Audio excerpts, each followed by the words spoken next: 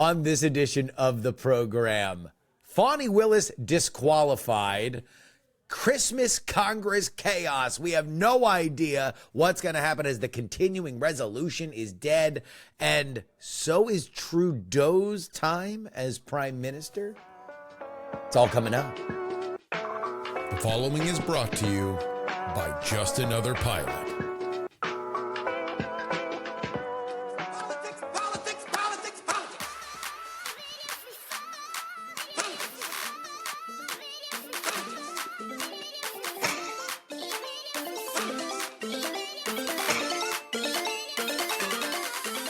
Hello and welcome everybody to the Politics program for December 19th, 2024. 'Twas the week before Christmas and all through the house. My name is Justin Robert Young from Austin, Texas. We have a breaking story. This is literally happening right before we were about to record, and so you get the first blush, and that is the Georgia Court of Appeals has disqualified Fulton County District Attorney Fani Willis from President-elect Donald Trump's 2020 election interference case over a conflict of interest. Of course, that conflict of interest is the fact that she appointed her boyfriend to prosecute the case, Nathan Wade. This all exploded about 7 months ago.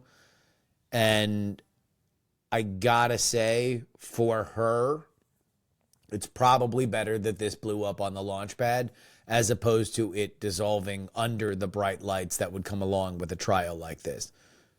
Because, and I don't know anybody else that's obsessed with this, at least in the political media like I am, but Fani Willis brought a RICO case, which is the same kind of case that she brought against Trump, against Young Thug the rapper, saying that he was a criminal mastermind.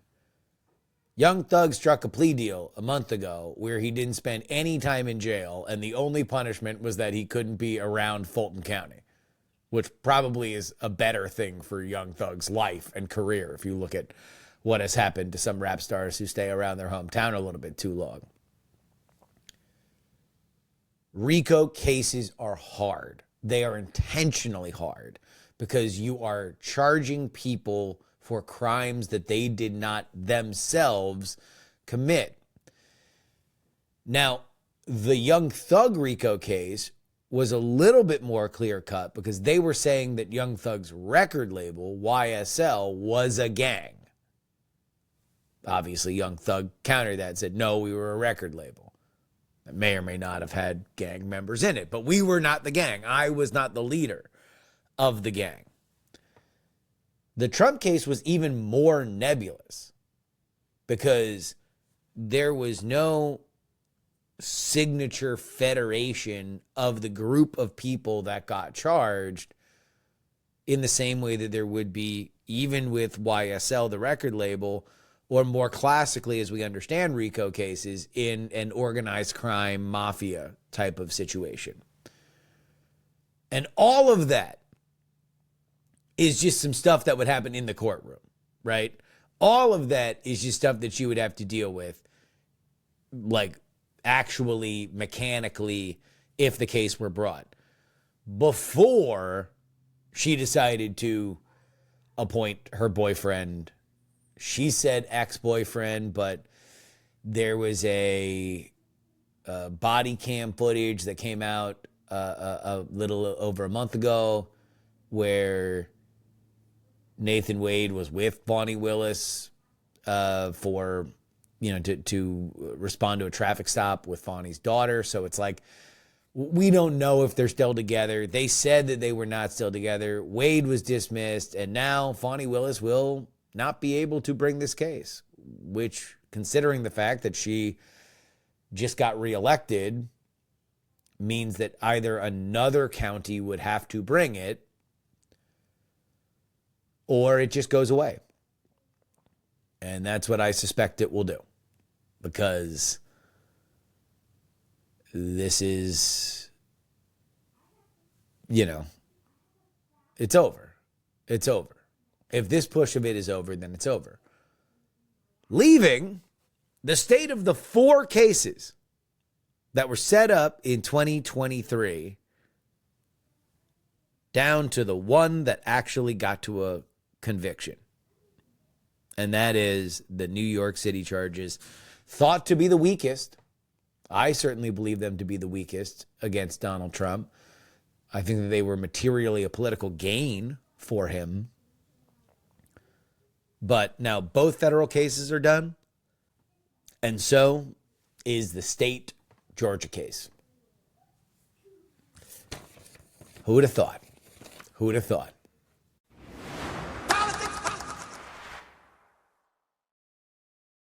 Let's get into what is happening in Congress right now, because it is an absolute nightmare. I'm texting back and forth with people who are in the middle of it, and I'm just going to read. I'm talking with people who have been here for 1 or 2 decades. No exaggeration. They're saying they've never seen a crossroads like this before. Here's the short version. There's a million different ways that you can dissect this, and it obviously gets very wonky because it's congressional business and it's dealing with so many different elements of the government. But here's the short version. The government will shut down at the end of the year if there is not money for it.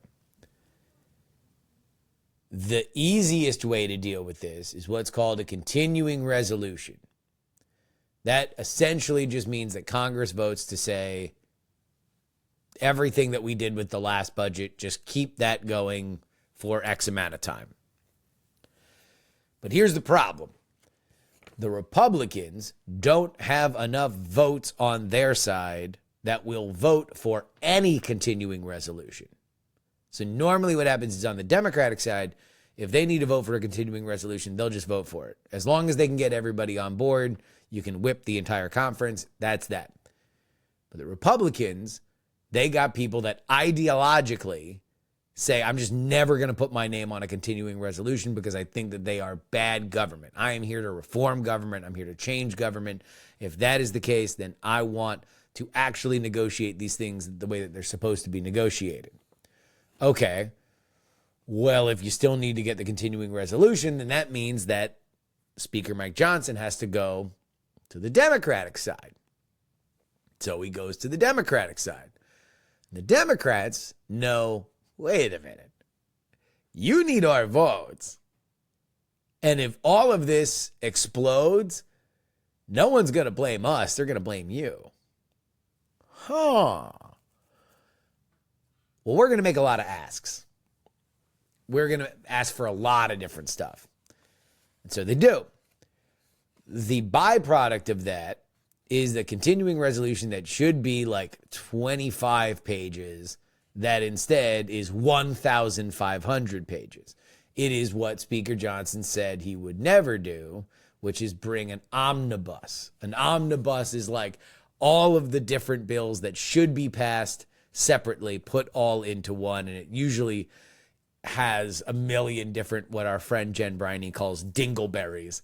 Just things that are totally outside the scope of what they're asking for, that are just kind of stapled on to get people to vote for things.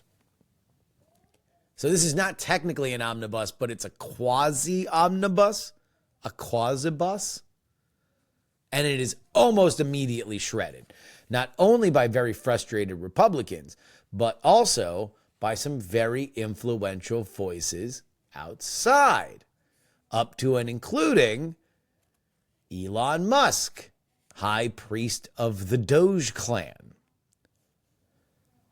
Donald Trump then comes out against it. J.D. Vance comes out against it. And so the CR is dead as Dillinger, which leads us to the crossroads that our friend from inside the hallowed halls of Congress says even old timers have not seen in decades. Because nobody really knows how this ends. We know that there is a ending to government funding soon. I believe it's Friday. We know that none of these lawmakers want to work through Christmas. So what happens?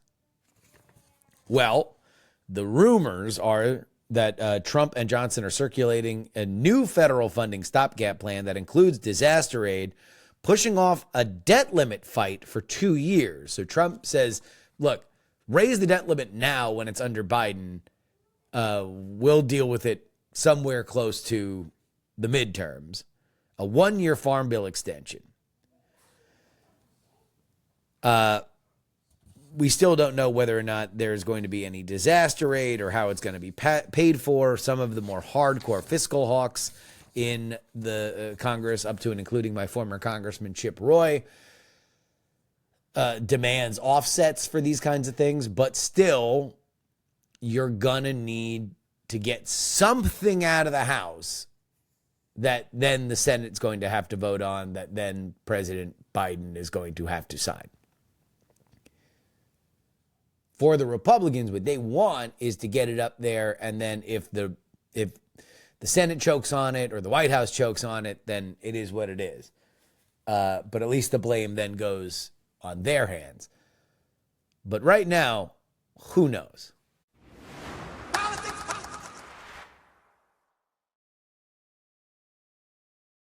And finally, Canadian Prime Minister Justin Trudeau faces pressure to resign after his top minister abruptly quit over budget concerns this week. Trudeau has been in power for nearly a decade and has become widely unpopular due to some of the economic issues. But right now, his options are limited. He can either resign voluntarily, which would trigger elections. He could face a no-confidence vote that would trigger elections that would favor the Conservative Party, or he could attempt to maintain power until the next elections, which are scheduled in the fall of 25. If Trudeau resigns, the Liberals would need an interim prime minister until elections. Key potential successors include Mark Carney, former Bank of America head, and Dominic LeBlanc, the current finance minister. Of course, this all was triggered after Chrystia Freeland, a former finance minister, resigned over economic concerns.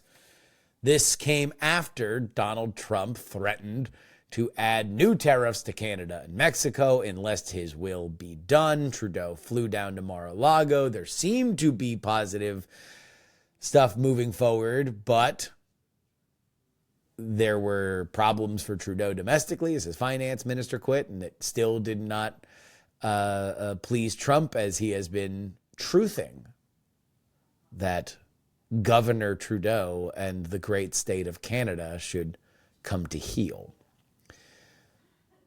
We're going to have Scrimshaw on. Nobody covers Canadian politics like our boy Scrim, and so we will be able to get some stuff on this. Maybe not next week, because we have stuff. I don't know. Maybe we'll call him for Friday's episode. But Trudeau in hot water, man. I have no sense of this, right? I mean, you guys, the one thing I will always promise you, the dear listeners, I am not going to confidently opine on things that I have literally no idea on. I at least am going to have some general sense to the shape and gravity of things. It appears to me that Trudeau is a very proud man. He does not want to be pushed off the stage. So I suspect he will probably stick it out through the holidays because nobody wants to lead a coup while they are eating Christmas dinner. But shortly afterward, the noose feels like it is tightening for him. Whether or not he forces a no confidence vote, that's a different story. But it does appear that at some point in 2025, conservative leadership is coming to Canada.